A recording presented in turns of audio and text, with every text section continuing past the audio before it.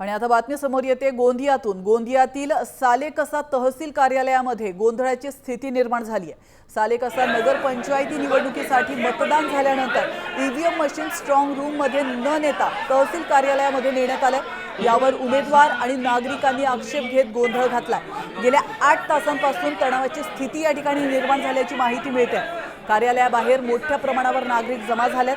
तणावाची स्थिती पाहता पोलीस बंदोबस्तामध्ये वाढ करण्यात आल्याची देखील माहिती आहे। आपण पाहतोय गोंदियातील सालेकसा ही दृश्य आहेत। ईव्हीएम तहसील कार्यालयामध्ये आणल्याने गोंधळ उडालाय।